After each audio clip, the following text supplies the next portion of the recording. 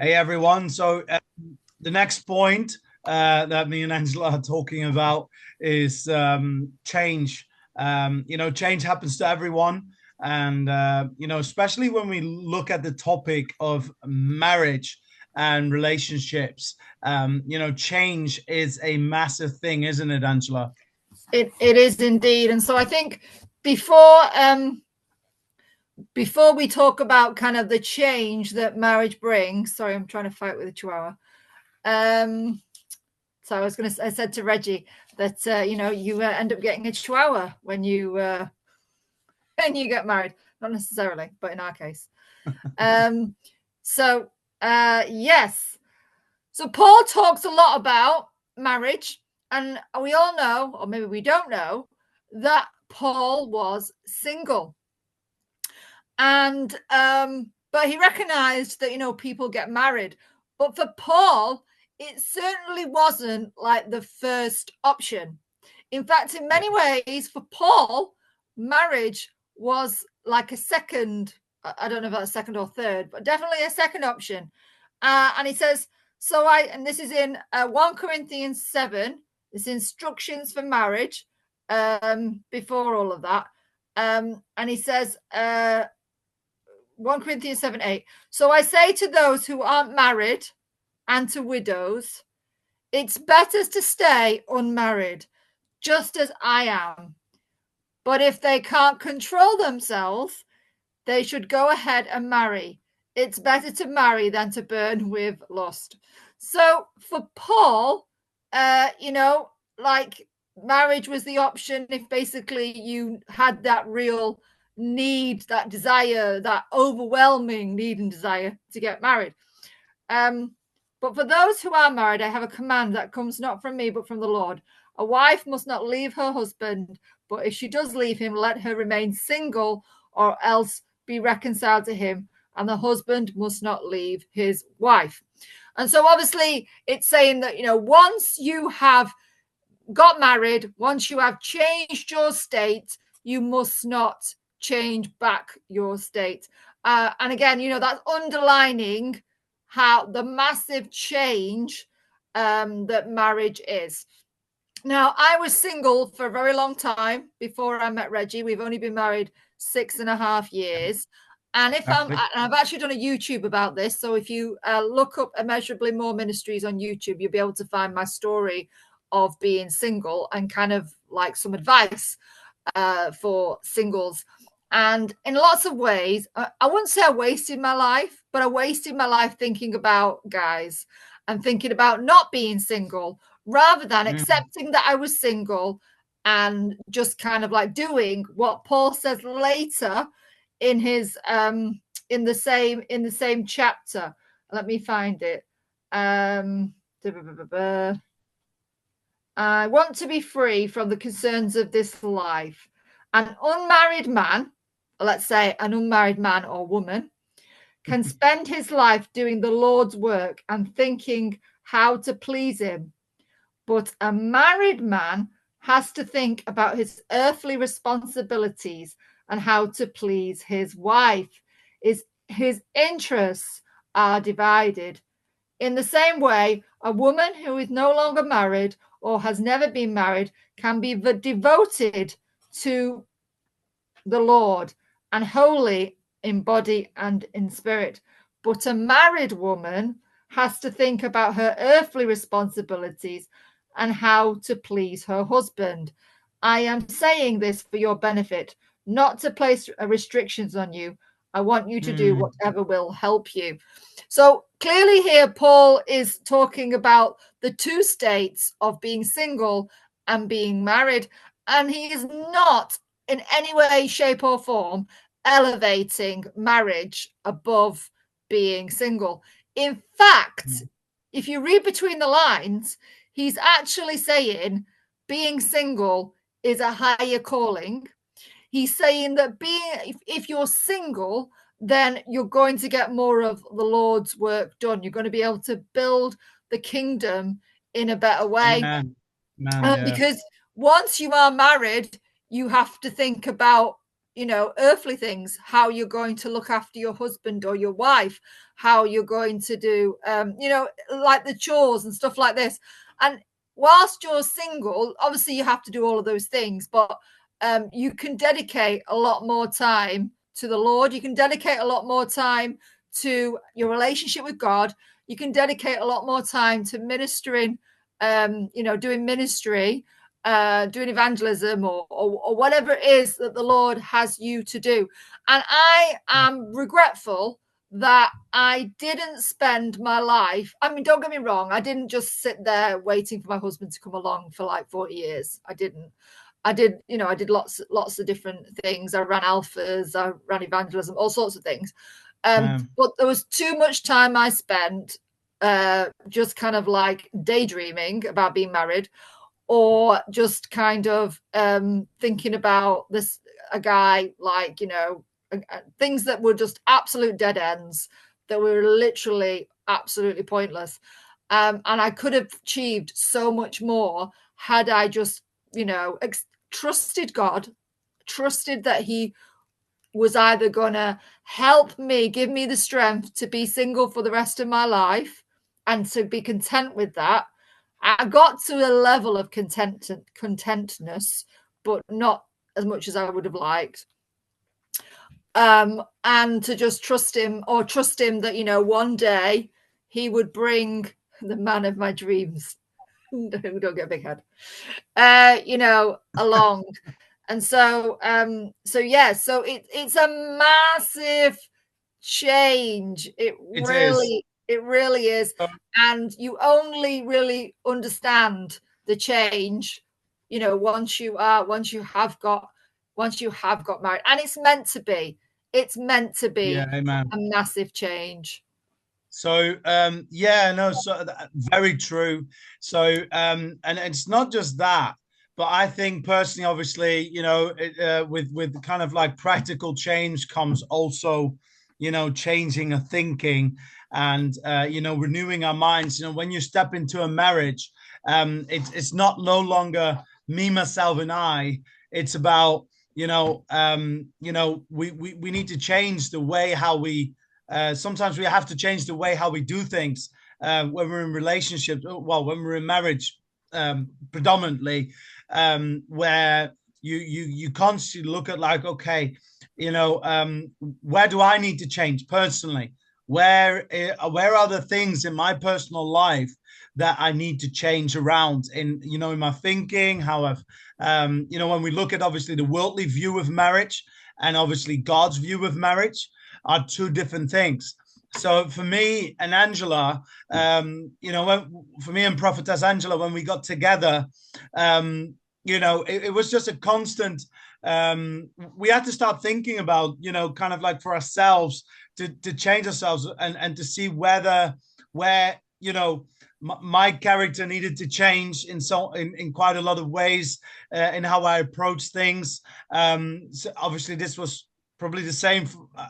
I don't know if I can say this for my wife, but it was kind of like her character needed to change a bit, because you're there to applaud each other, value each other in marriage, and champion each other. It's not like constantly pointing out all the bad things in each other. Yes, we know that in marriage things need to change, and we need to change ourselves. But it's looking to ourselves. So let me just read a scripture to you in the Word of God, where it says in Romans 12, verse 1 till 2. It says, "Therefore, I urge you, brothers and sisters, in view of God's mercy, to offer your bodies as a living sacrifice, holy and pleasing to God. This is your true and proper worship. Do not conform to the pattern of this world, but be transformed by the renewing of your mind. Then you will be able to test and approve what God's will is, his good, pleasing, and perfect will." So what I just want to say with this is that when we come into a marriage, it's not just we're obviously we offer our bodies as a living sacrifice to the Lord, but our lives are now in each other's hands, in marriage. Like my life is in Andrew's hand. Well, in some ways, it's Andrew's hands. Angela's life is in my hands. I need to treat her according to how God wants me to look after my wife, and the same thing the other way around as well. And this is also holy and pleasing unto God, and it's true and proper worship when we know, when we look at change and renewing our mind. We just need to change the way how we see things. Now that we are married, or when you're looking for your partner, that you're both on the same arm length and same faith length. Let me say that. Again, we want to reiterate: don't form an uneven yoke. Because if you have an unbelieving boyfriend, an unbelieving girlfriend, and you yourself are passionately in love with Jesus, it's really dangerous to think, oh, I actually really love the guy or really love the girl, and I will just pray she gets saved whilst we're in relationship. That can go really wrong. And we strongly we strongly encourage you not to go with an unbelieving unbeliever, because it's just not. I tell you, 9 out of 10 times it doesn't work. There are those that dare to do it and think like, oh, I can just turn into a relationship, I can change my partner, but then eventually you end up losing your faith and go into the things of the world. So be careful. Be careful who you choose as a partner.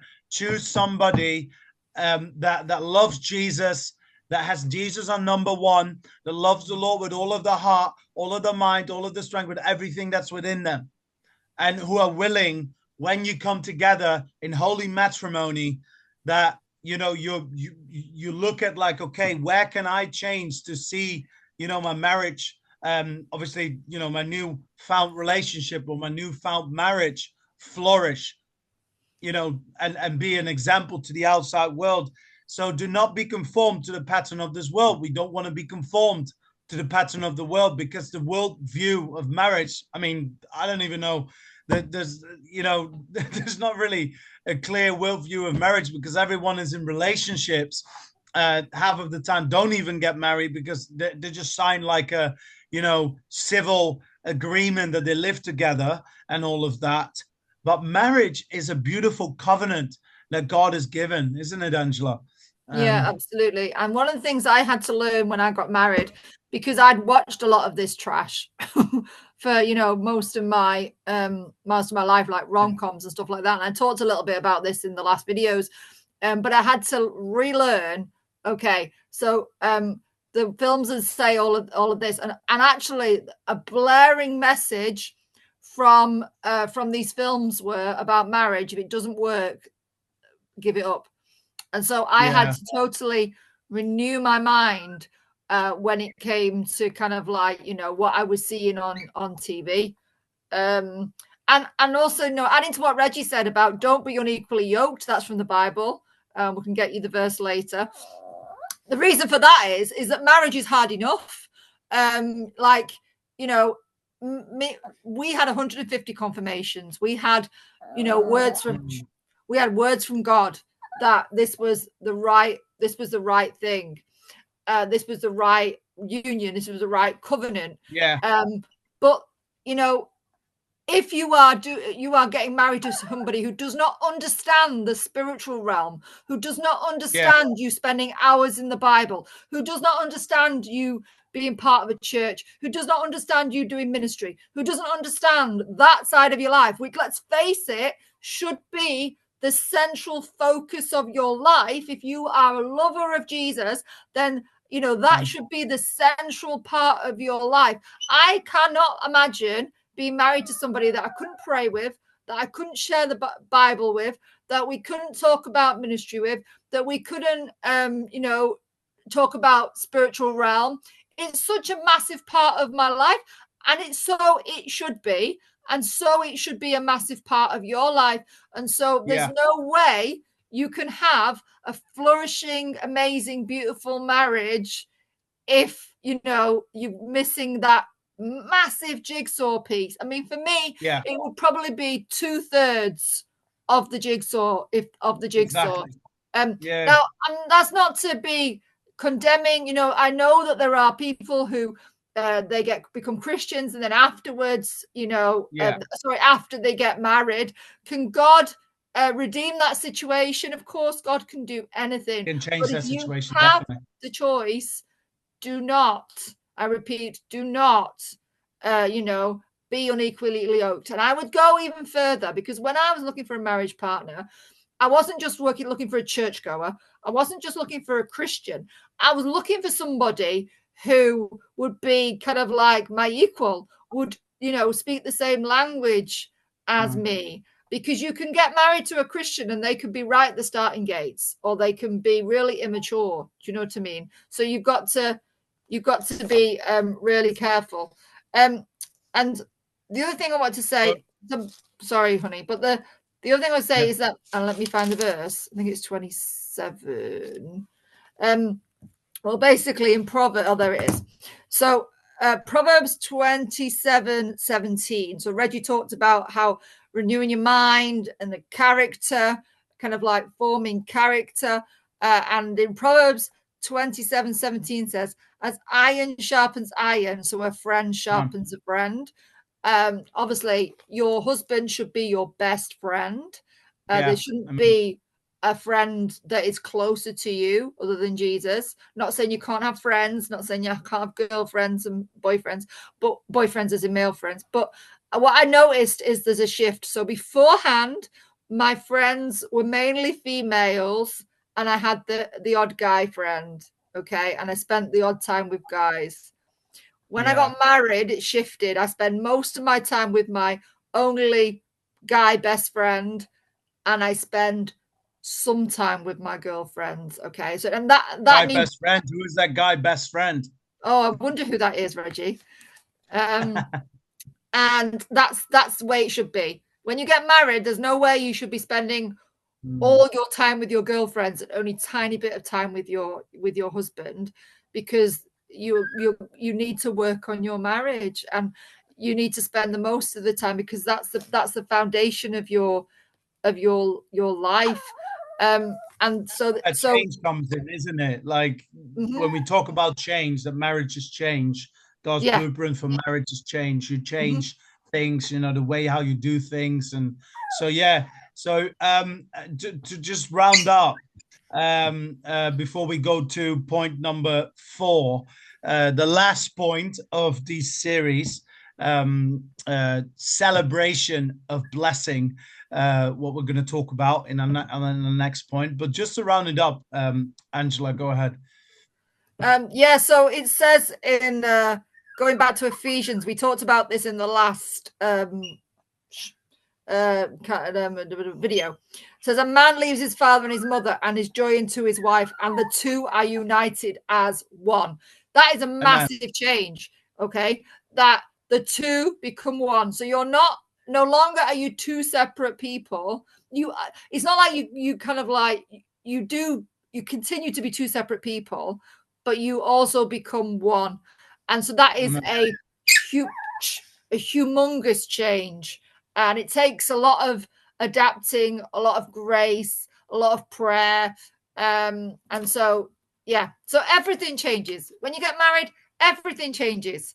For Christians, you go from being in two separate houses to one house. And I want to say that, that change should not happen until you get married. There's lots of people that say, oh no, you want to try it out and stuff, but you want to stay pure, you want to stay holy, stay in two separate houses and no sleepovers until you get married. And obviously that means no sex before married, no sex and anything near to sex. Okay, we're not going to go into that one in this one, but So everything changes. You two become one. So you start to share everything: bank accounts, money, meals, time Change. together. Yeah. Sorry. I said that's change as well. Like things Yeah, change, you everything. get things together. Families. But Families is a that's big one. God's purpose. Yeah, yeah, Like you yeah. Families change. So as in like your family become his family and his family become your family.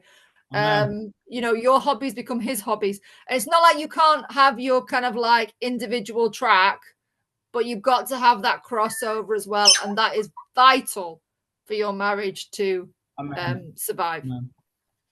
Exactly. So we're going to round this up. I know this is a bit of a longer video that we've done, but we just wanted to make it very clear about the change that marriage brings, and how important it is to go with what God is doing.